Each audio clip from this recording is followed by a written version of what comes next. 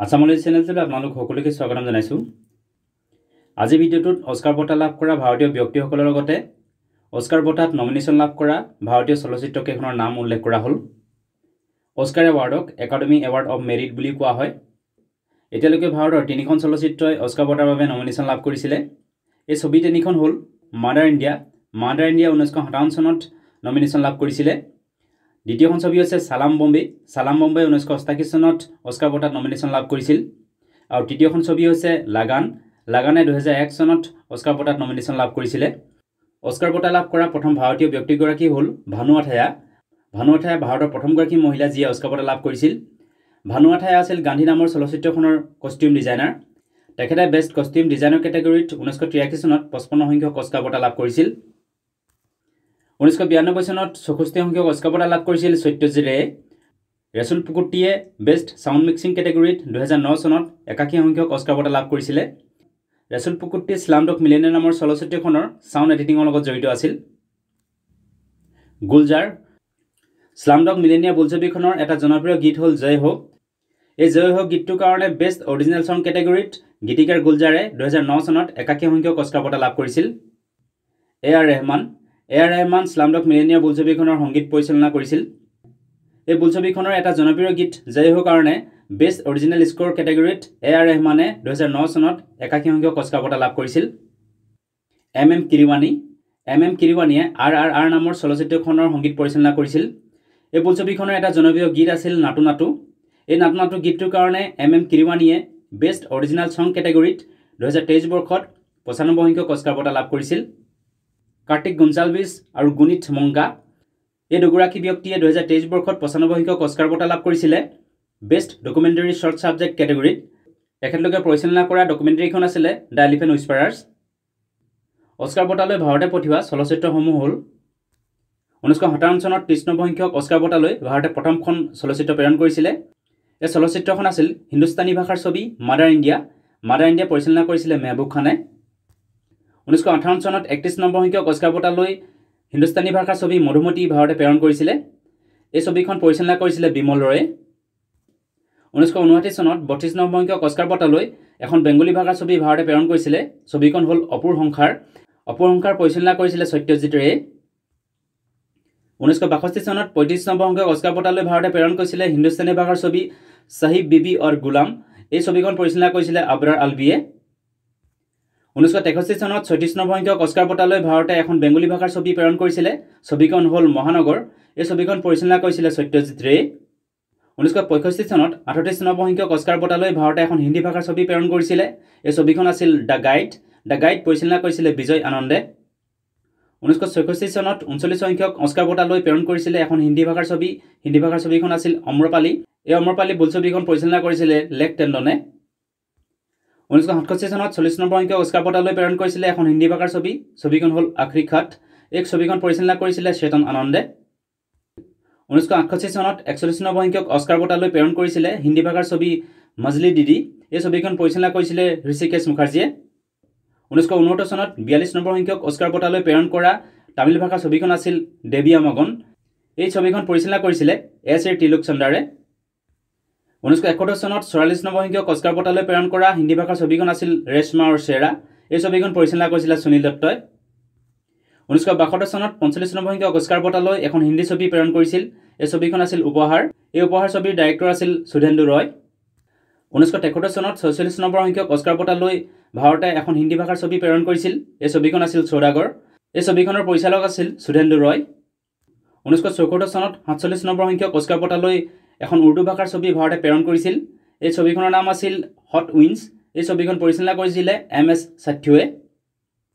1977 চনত 50 নম্বৰ সংখ্যক অস্কাৰ বঁটালৈ ভাৰতে এখন হিন্দী ভাষাৰ ছবি প্ৰেৰণ কৰিছিল। এই ছবিখনৰ নাম আছিল মন্থন। এই ছবিখন পৰিচালনা কৰিছিল শ্যাম বেনাগালে। 1968 চনত 91 সংখ্যক অস্কাৰ বঁটালৈ এখন হিন্দুস্তানী ভাষাৰ ছবি প্ৰেৰণ কৰিছিলে। এই ছবিখনৰ নাম আছিল সত্যনাঞ্চ কি খিলাড়ী। এই ছবিখনৰ পৰিচালক আছিল সত্যজিৎ ৰে। 1980 চনত 53 নম্বৰ সংখ্যক অস্কাৰ বঁটালৈ ভাৰতে এখন হিন্দী ভাষাৰ ছবি প্ৰেৰণ কৰিছিল। এই ছবিখনৰ নাম আছিল পায়েল কি ঝনকাৰ। এই ছবিখনৰ পৰিচালক আছিল সত্যন বোস। 1984 চনত 97 সংখ্যক অস্কাৰ বঁটালৈ ভাৰতে এখন হিন্দী ভাষাৰ ছবি প্ৰেৰণ কৰিছিল। ছবিখন হ'ল সাৰাংশ। এই ছবিখন পৰিচালনা কৰিছিলে মহেশ ভট্টে। 1985 চনত 58 সংখ্যক অস্কাৰ বঁটালৈ ভাৰতে হিন্দী ভাষাৰ ছবি সাগৰ প্ৰেৰণ কৰিছিল। সাগৰ বোলছবিৰ পৰিচালক আছিল ৰমেশ শিপ্পী। 1986 চনত 59 সংখ্যক অস্কাৰ বঁটালৈ ভাৰতে এখন তেলেগু ভাষাৰ ছবি প্ৰেৰণ কৰিছিল। ছবিখনৰ নাম হ'ল স্বাতি মুত্যম। এই ছবিখনৰ পৰিচালক আছিল কে বিশ্বনাথ।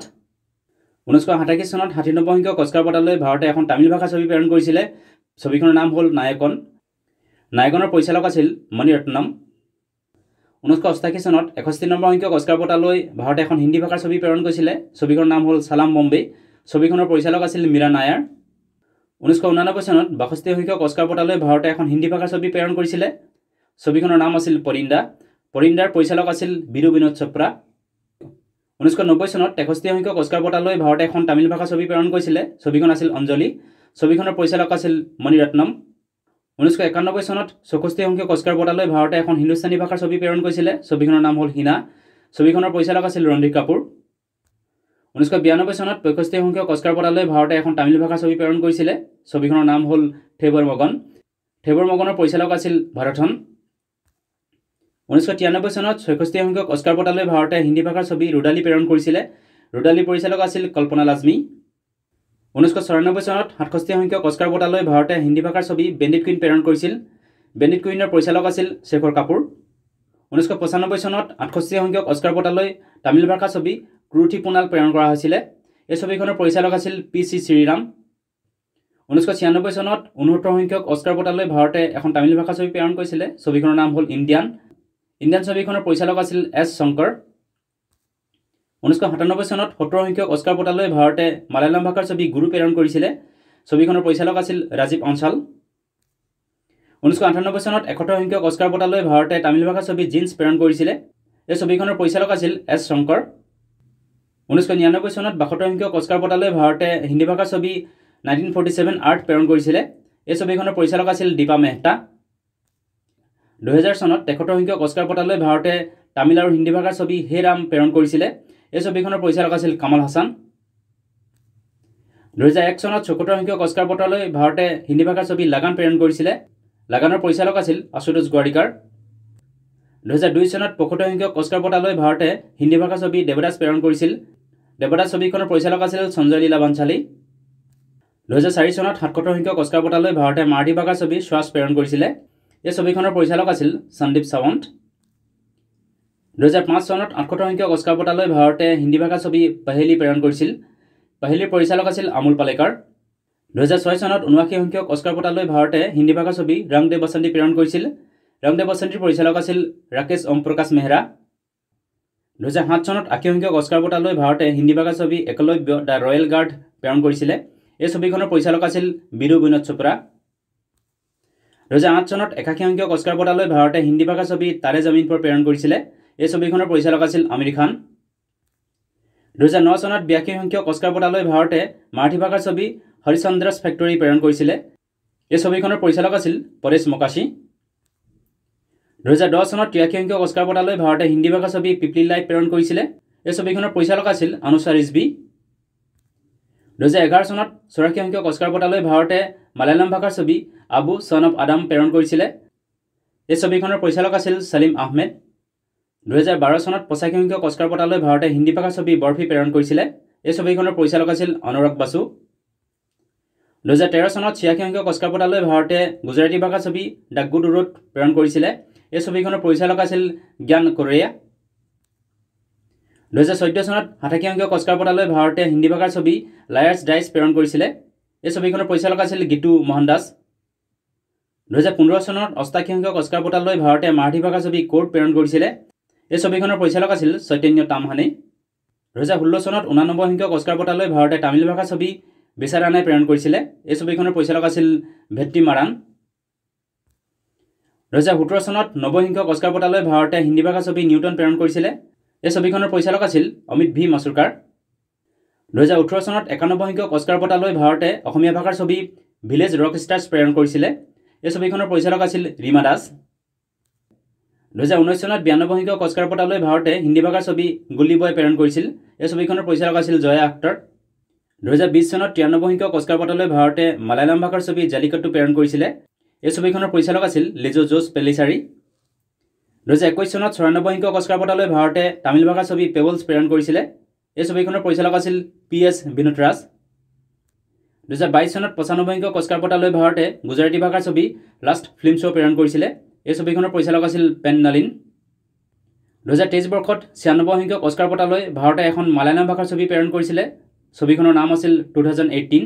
এই ছবিখনৰ পৰিচালক আছিল জুড এন্থনি জোচেফ। ভিডিওটো চোৱাৰ বাবে ধন্যবাদ। যদি ভিডিওটো ভাল লাগিলে লাইক কৰিবলৈ লগতে চেনেলটো ছাবস্ক্ৰাইব কৰিবলৈ অনুৰোধ জনালোঁ। ধন্যবাদ।